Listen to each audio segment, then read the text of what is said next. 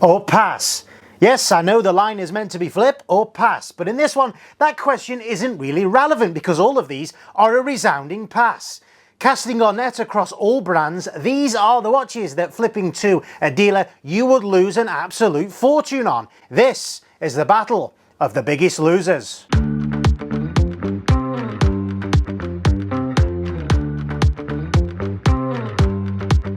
It's no secret that 95% of luxury watches will depreciate the moment you walk out of the AD, and to trade them onto a secondary market dealer will lose you money.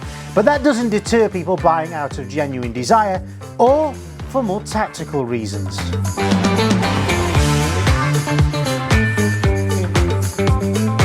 The biggest problem with our hobby, or disease as I prefer to call it, is actually being able to get the watch we really want. With brands like Rolex, we all know that's not a straightforward gig. So many of us desperate, addicted souls fall into the ruse of buying watches we don't actually want so that we can build a history with the AD to one day get that dream phone call. It's sad and demoralising, but this practice goes on because it works, and sometimes the journey is worth the end result.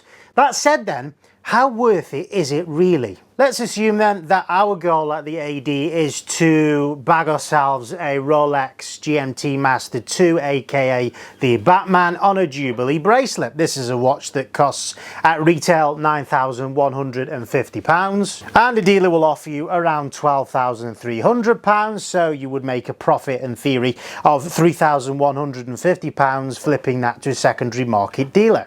Let's also assume that the AD that we're looking to secure that dream Rolex with offers a multitude of other brands as well. So here in the UK, that could be a large chain such as Watches of Switzerland, and in the United States, that could be Bucherer. So what I'm going to do is look at other brands that the likes of Watches of Switzerland and Bucherer offer, and the watches that you may be inclined to purchase from those brands that are readily available and sitting on the shelf, and have a look at what a dealer will pay you for those watches and potentially what your loss would be on each of those, to work out really whether it's even worthwhile purchasing one or two watches to build up that history and then secure that Batman at retail. Now I'm going to kick this off with a surprising one.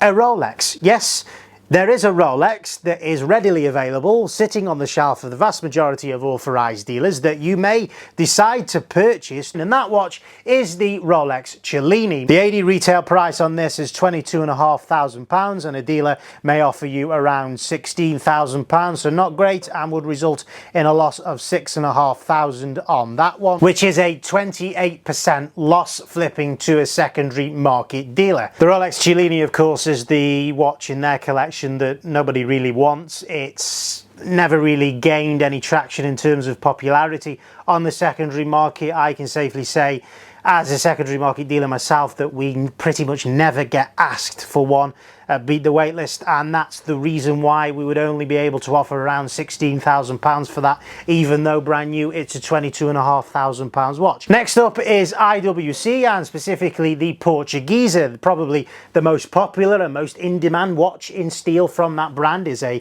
41mm chronograph with the green dial. The AD retail on this is £7,600, and dealers may offer you only around £5,000. That would result in a loss of £2,600 flipping to a secondary market dealer, which represents 34% loss. Let's turn our attention to Zenith then. This is a very popular brand, particularly the Defy range. The Zenith Defy Skyline is, to my eyes, pretty much a homage of the Audemars Piguet Royal Oak, and for that reason it's extremely popular. This particular one, with the white dial, would cost you £7,100 at the authorised dealer, and a secondary market dealer would only offer you around £4,600 for that, which is a resounding loss of £2,500 and a 35% fall. How about Grand Seiko then? This is a brand that many people adore for their attention to detail. The Zaratsu finishing that they apply to their cases is second to none. The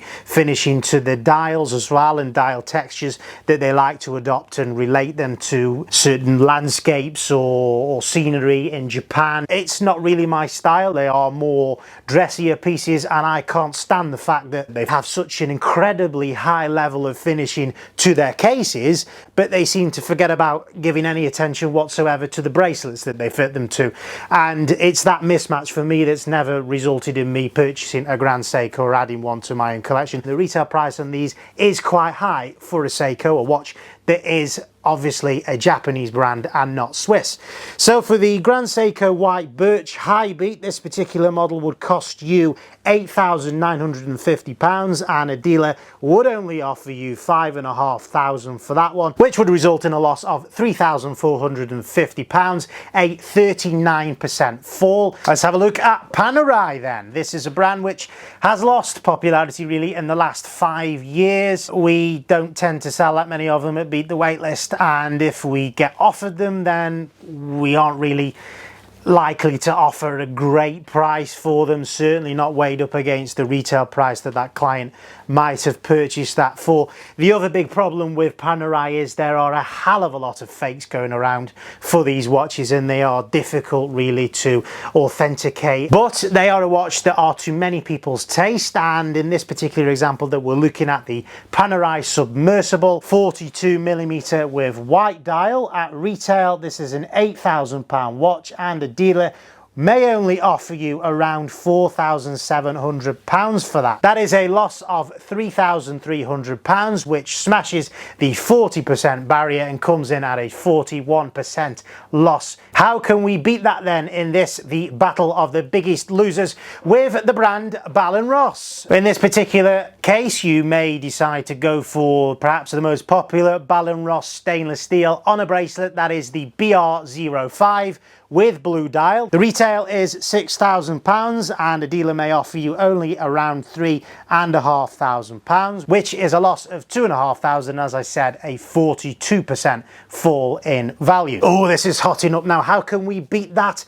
We can beat it with a watch from Breitling, the very popular Breitling Super Chronomat 44.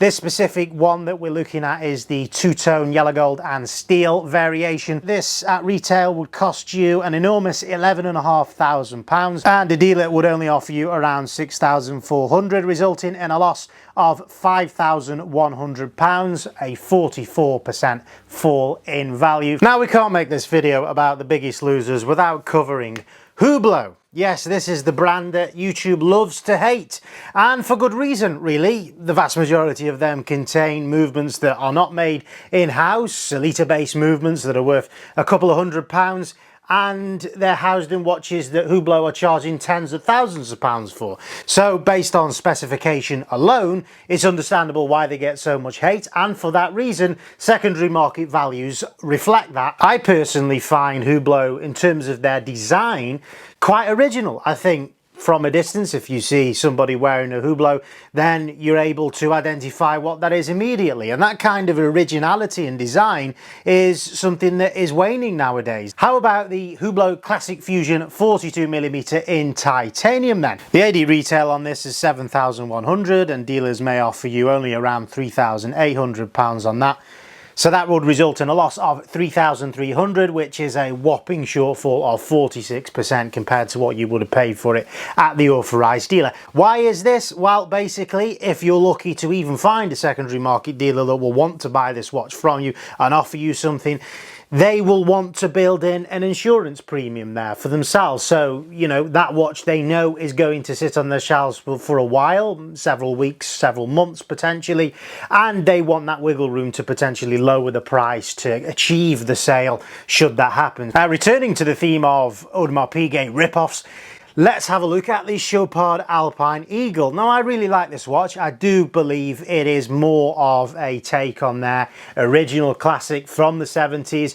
It's only by coincidence that this looks similar to the Royal Oak with that integrated bracelet there, and I think the dial texture and dial design is very unique and very original, so it's a lovely watch. But the AD retail on this is a whopping £12,900, so would result in quite a considerable loss should you decide to chop this in to a secondary market dealer. They would offer you around £7,000 for that, so that's a loss of £5,900, which matches the loss on the Hublot we said there at 46%. Now, it goes without saying that there are a multitude of other watches that I could have mentioned in this video. I chose really to stick mainly with stainless steel models that you're most likely to buy at the authorised dealer to build that history with them. It goes without saying that there are watches in solid gold, platinum, diamond encrusted rusty limited editions that come with a premium price tag to begin with at retail, and therefore on the secondary market a dealer would offer you considerably less.